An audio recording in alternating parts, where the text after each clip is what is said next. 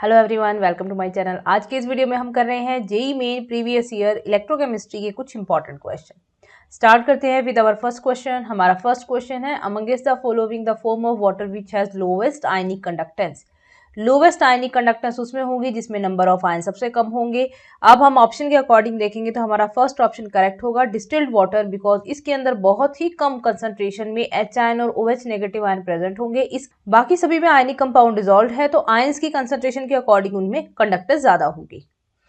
Next question है, given that standard potential for copper plus 2 to copper this electrode is 0.34 volt and copper plus 1 to copper, इसके लिए है 0.522 volt. हमें निकालना electrode potential for copper plus 2 to copper. ये calculate करने के लिए हम इक्वेशन यूज करेंगे, delta G naught is equal to minus NFE naught. तो इसी तरह से हम स्टैंडर्ड गिब्स फ्री एनर्जी के लिए हम लिख लेते हैं कॉपर प्लस 2 टू कॉपर। इस इलेक्ट्रोड के लिए, इसके लिए हमने ले लिया है डेल्टा जी नॉट 1, तो यहाँ पर आ जाएगा 2 इंटू एफ इंटू 0.34 वोल्ट। और इसके बाद में हम ले लेते हैं नेक्स्ट इलेक्ट्रोड के लिए सेम इसी तरह से, इसके लिए हम अज्यूम कर लेते हैं डेल्टा जी नॉट 2 और यहाँ पर हमें मिल जाएगा 1 मल्टीप्लाइड बाई एफ इंटू 0.522। अब दोनों के साथ में नेगेटिव साइन भी आ जाएगा because delta G not value में नेगेटिव NFE नॉट होता है। तो अब हमने ये तीनों इक्वेशंस लिख ली हैं और इसमें अगर हमने इस इलेक्ट्रोड के लिए copper plus 2 to copper plus 1 के लिए निकालना है तो इक्वेशन क्या बन जाएगी हमारे पास में, delta G naught is equal to delta G naught 1 minus delta G naught 2। सब डाल देते हैं यहाँ पे, -1 into F into E naught, ये हमें कैलकुलेट करना है, is equal to -2f into 0.34 minus of 1f into 0.522। ये आ गई सब वैल्यूज और इन सब वैल्यूज को सॉल्व करते हैं तो यहाँ से हमें ई नॉट की वैल्यू मिल जाती है प्लस 0.158 वोल्ट। तो ये है हमारे पास में correct option, option number 1। Question number 3, the Gibbs energy change in joule for a given reaction at copper plus 2 and Sn plus 2 concentration 1 m and 298 Kelvin temperature। Reaction given है, copper से बन रहा है कॉपर प्लस 2 तो ये काम करेगा as anode और Sn प्लस 2 से बन रहा है Sn तो ये काम करेगा एज कैथोड। डेल्टा जी निकालने के लिए हमारे पास में एक्सप्रेशन क्या है, delta G is equal to delta G naught 2.303 RT log product over reactant. अब हम इनमें से पहले जो सॉल्व करने वाला पार्ट है वो सॉल्व कर लेते हैं। सबसे पहले हम निकालेंगे E naught cell. E naught cell निकालने के लिए हम कैथोड माइनस एनोड यूज करेंगे, कैथोड माइनस एनोड, बिकॉज हम डिसाइड कर चुके हैं कैथोड एनोड कौन है तो इसके अकॉर्डिंग हमारी वैल्यू आ जाएगी 0.50 वोल्ट। अब ये वैल्यू हम रख देते हैं डेल्टा जी नॉट एक्सप्रेशन में, delta G naught is equal to minus NFE naught cell minus of 2 into 96500 multiplied by 0.5 minus sign के साथ। तो अब यहां से हमारे पास में डेल्टा जी नॉट की वैल्यू आ जाएगी प्लस 96500 जूल्स। अब हमें निकालना है गिब्स एनर्जी चेंज, तो हमारा नेक्स्ट एक्सप्रेशन बनेगा delta G is equal to delta G naught plus 2.303 RT log concentration of product divided by concentration of reactant. ये मैंने बाकी वैल्यूज इसलिए पुट नहीं करी है because log 1 is equal to 0, तो ये इतना एक्सप्रेशन पूरा हमारे पास इक्वल टू 0 हो जाएगा। तो इसका मतलब delta G would be equal to delta G naught और यही वैल्यू हमारे पास आ जाएगी 96500 जूल्स। तो इसके अकॉर्डिंग हमारा करेक्ट ऑप्शन हो जाएगा option number 4। Next question, what will be the electrode potential for given half cell reaction at pH 5। PH की वैल्यू गिवन है और पीएच क्या होता है, minus log of H ion, तो ये समझ लीजिए आपको इसकी वैल्यू गिवन है यहाँ पे 5। अब हम देखते हैं इक्वेशन के अकॉर्डिंग हमें 4 इलेक्ट्रॉन्स मिल रहे हैं, 4 इलेक्ट्रॉन का एक्सचेंज हो रहा है और इसके बाद में ई नॉट वैल्यू गिवन है। देखिए ये रिएक्शन हमारे पास में क्या है, ऑक्सीडेशन रिएक्शन, बिकॉज रिमूवल हो रहा है इलेक्ट्रॉन का, तो इसका मतलब ये हमें स्टैंडर्ड ऑक्सीडेशन पोटेंशियल की वैल्यू गिवन है। तो इसको हम SRP में चेंज करेंगे तो ये बन जाएगी प्लस 1.23 वोल्ट। अब हम लिख लेते हैं इसके लिए नर्स्ट इक्वेशन, तो E निकालना है हमें, तो E is equal to E naught minus 0.0591 divided by N log product over reactant. Product में हमारे पास में है टोटल 4 HIN। अब इस इक्वेशन में हम सारी वैल्यूज डाल देते हैं तो ये आ गया 1.23 माइनस 0.0591 डिवाइडेड बाई 4 ये log H आयन पावर 4 है, ये भी आगे आके मल्टीप्लाई हो जाएगी और यहाँ से बन जाएगा log H आयन। अब हम आगे देखिए नेक्स्ट स्टेप में क्या कर रहे हैं, इस नेगेटिव साइन को मैंने पॉजिटिव कर दिया और यहाँ पर नेगेटिव साइन को हम ले जाते हैं लॉग के साथ में। जब लॉग के साथ में नेगेटिव साइन आ जाएगा तो ये बन जाएगा pH और इसी की वैल्यू हम 5 पुट कर देते हैं और 4 से 4 यहाँ कैंसिल हो जाएगा। तो यहाँ पर E के लिए क्या आंसर बन जाएगा, E is equal to 1.23 plus 0.059 multiplied by 5 only, बाकी सारा कैंसिल हो जाएगा और इसे सॉल्व करते हैं, then we get 1.5255 volt. Next question number 5। Question number 5 आपके पास में डायरेक्ट डिबाई-हक्कल-ऑन-सेंगर इक्वेशन से आपसे डिबाई-हक्कल-ऑन-सेंगर इक्वेशन पूछी गई है जिसमें हमें वैल्यू दी हुई है lambda C is molar conductivity at concentration C and lambda infinity is limiting molar conductivity. तो इनमें आपस में रिलेशन क्या होता है, तो ये है हमारे पास में correct option, option number 4, lambda C is equal to lambda infinity minus B root C, C is concentration, B is constant. Next, question number 6. 2 Faraday electricity is passed through a solution of copper sulfate. The mass of copper deposited at cathode is. Mass of copper deposited हम किससे निकालते हैं, Faraday's first law से। अगर हमने n into F coulomb charge को पास करवाया है तो हमें मिलता है 1 मोल ऑफ सब्सटेंस। अब हम देखते हैं n की वैल्यू कितनी है। कॉपर सल्फेट में आप देखिए कॉपर के ऊपर चार्ज कितना है, +2, और यहाँ पर ये 2 इलेक्ट्रॉन को गेन करेगा और चेंज हो जाएगा कॉपर सॉलिड में, तो इसका मतलब n की वैल्यू हो गई 2। तो 2f फेराडे जब भी हम इसमें से चार्ज पास करेंगे तो 1 मोल का डिपोजिशन होगा और मास बन जाएगा 63.5 ग्राम। तो इसके अकॉर्डिंग हमारा करेक्ट ऑप्शन बन जाएगा option number 1। Next question number 7। Acidic solution of dichromate is electrolysed for 8 minute using 2 ampere current as per following equation. Dichromate से बन रहे हैं chromium +3 ion. The amount of chromium +3 was obtained 0.104 gram. Efficiency of the process is, efficiency निकालने के लिए हमें वो amount निकालनी पड़ेगी जो हमें फेराडेज फर्स्ट लॉ के अकॉर्डिंग इतने चार्ज से मिल जानी चाहिए। तो हम क्या करेंगे, सबसे पहले लेते हैं कि हमारे पास में कितने इलेक्ट्रॉन एक्सचेंज हो रहे हैं, 6। तो 6 इंटू एफ, अगर हम इतना चार्ज पास करते हैं तो हमें कितनी अमाउंट मिलेगी। यहाँ पर देखिए 2 क्रोमियम +3 है तो हम लिख देंगे 2 इंटू 52 ग्राम ऑफ Cr+3। तो यहाँ पर हमें गिवन कितना है, 8 इंटू 60 इंटू 2, 60 मैंने मिनट को सेकंड में कन्वर्ट करवाने के लिए यूज किया है। इतना कूलम चार्ज पास करेंगे तो कितना आ जाएगा, 2 into 52 divided by 6 into 9, 6000 multiplied by 8 into 60 multiplied by 2। यहाँ से हमारा आंसर आ जाता है 52 divided by 300 grams of Cr+3। अब आपका नेक्स्ट पार्ट शुरू हो जाएगा जहां से हम परसेंट एफिशिएंसी निकालेंगे। इतनी अमाउंट हमें मिलनी चाहिए थी लेकिन मिली कितनी है, सिर्फ 0.104 ग्राम। तो परसेंट एफिशिएंसी कैसे निकल जाएगी, जो हमें मिली है अमाउंट 0.104 डिवाइडेड बाय जो मिलनी चाहिए थी हमें 52 डिवाइडेड बाय 300 मल्टीप्लाइड बाय 100 और इसे सॉल्व करेंगे, देन वी गेट 60% एफिशिएंसी। तो हमारा करेक्ट ऑप्शन बन जाएगा option number 4। Next question, the highest electrical conductivity of the following aqueous solution. हमारे पास में है एसिटिक एसिड और उसके कुछ सब्स्टिट्यूएंट्स जैसे कि क्लोरोएसिटिक एसिड, फ्लोरोएसिटिक एसिड, डाइफ्लोरोएसिटिक एसिड। अब आप इनमें देखिए सबसे ज्यादा एसिडिक कौन होगा, डाइफ्लोरोएसिटिक एसिड, क्योंकि फ्लोरो है उसमें -I इफेक्ट लगता है तो इसका मतलब इसमें आयनाइजेशन सबसे फास्ट होगा। आयनाइजेशन सबसे फास्ट होगा तो इसकी कंडक्टिविटी भी सबसे ज्यादा होगी। तो हमारे पास में करेक्ट ऑप्शन बन जाएगा option number 4। Next question number 10. An oxidation reduction reaction in which 3 electrons are transferred has a delta G naught value 17.37 kilojoule per mole. At 25 degree centigrade the value of E naught cell. E naught और delta G naught के relation से हमें करना है ये, तो delta G naught is equal to -NF E naught cell. तो E naught cell की वैल्यू कितनी आ जाएगी, यहाँ से delta G naught divided by NF, negative sign, और यहाँ से हम वैल्यूज रखते हैं सारी, तो -17.37 इंटू 10⁻³ जूल में हमें पुट करनी है। नंबर ऑफ इलेक्ट्रॉन ट्रांसफर हुए हैं 3 और फेराडेज कांस्टेंट की वैल्यू 96500। सब वैल्यूज को सॉल्व करेंगे तो हमें हमारा आंसर मिल जाएगा -6 इंटू 10⁻² वोल्ट। तो ये आंसर है, तो इसके अकॉर्डिंग हमारा करेक्ट ऑप्शन बन जाएगा ऑप्शन नंबर 4।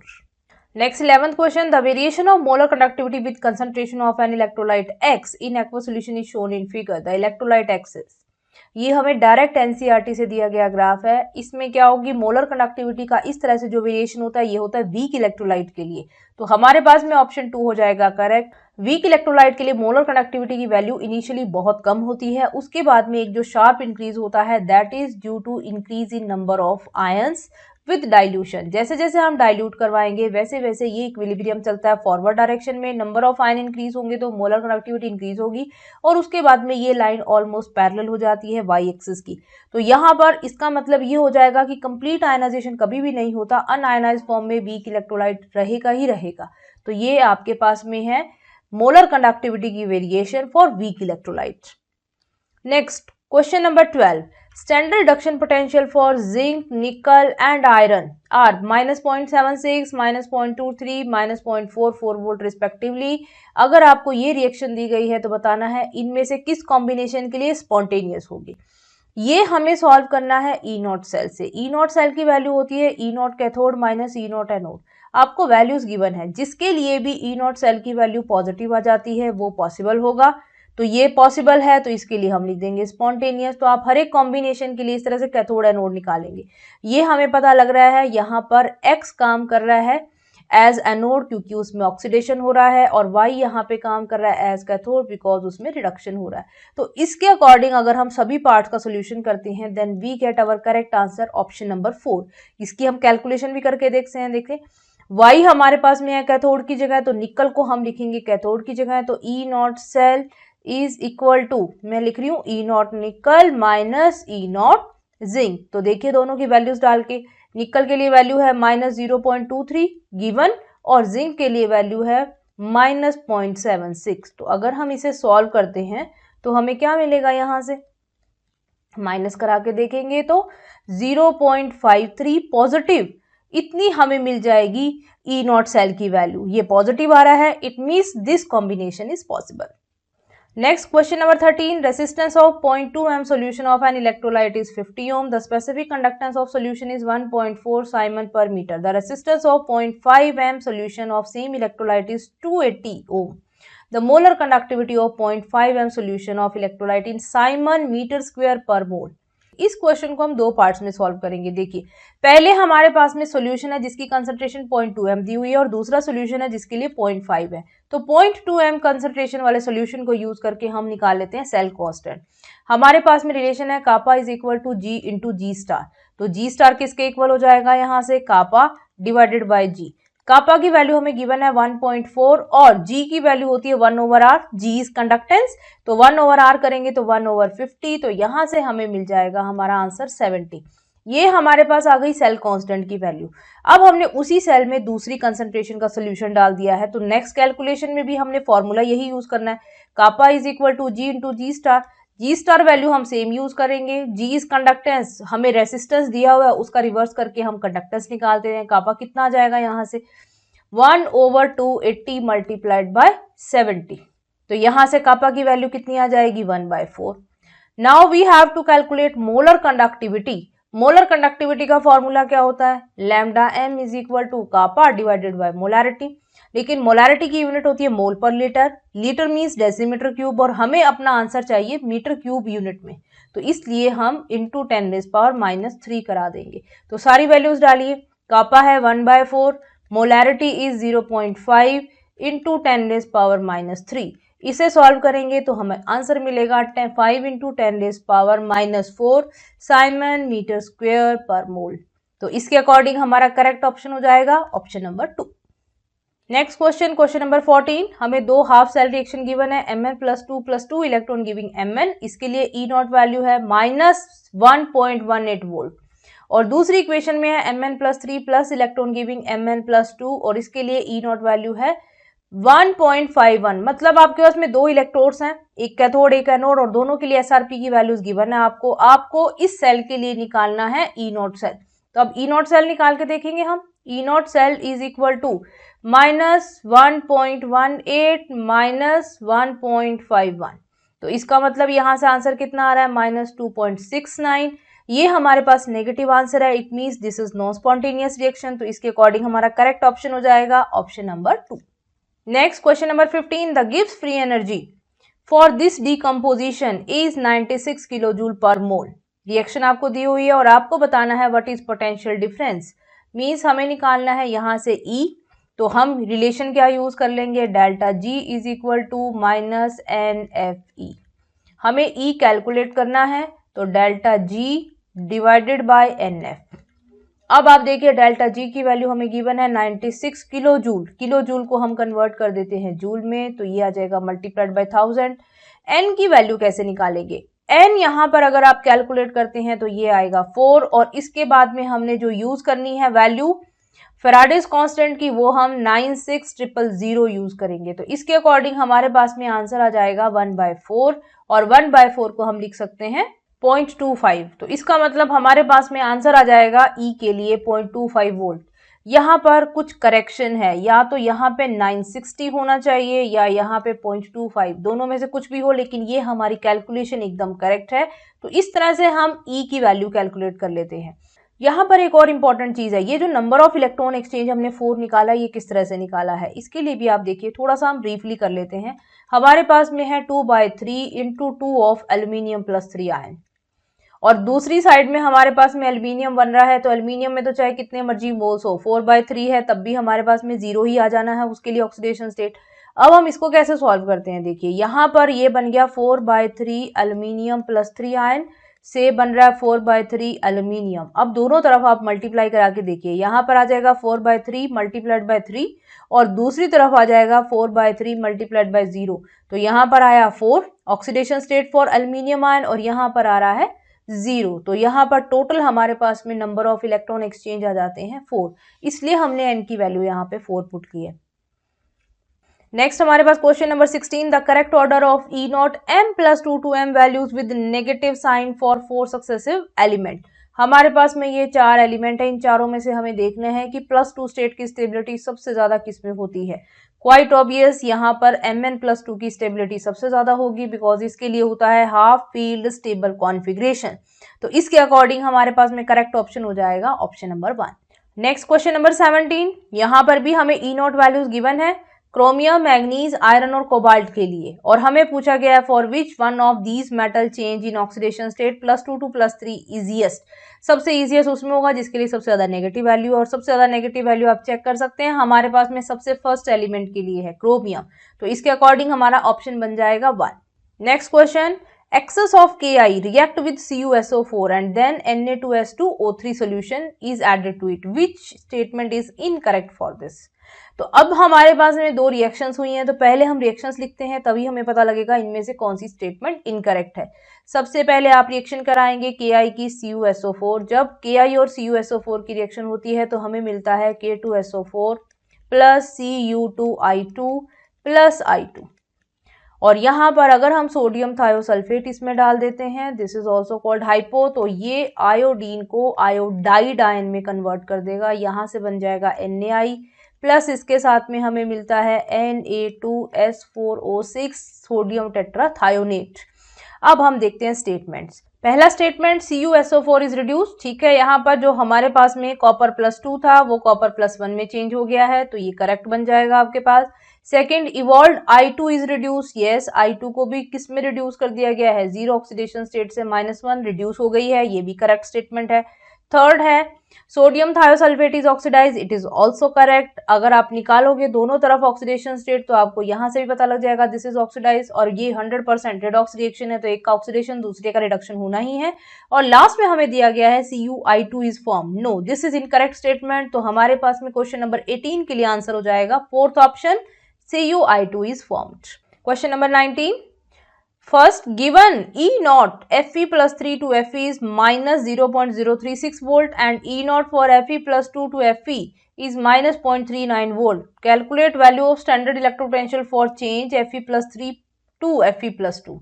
ये क्वेश्चन बिल्कुल सेम अभी हम सेकंड क्वेश्चन जो करके आए हैं इसी असाइनमेंट का सेम वैसा ही है। हमारे पास में 2 इलेक्ट्रोड के लिए वैल्यू दी हुई है, तो इसके लिए हम डेल्टा G नॉट 1 मान लेंगे, इसके लिए डेल्टा G नॉट 2, और यहाँ पर इसके लिए डेल्टा G नॉट।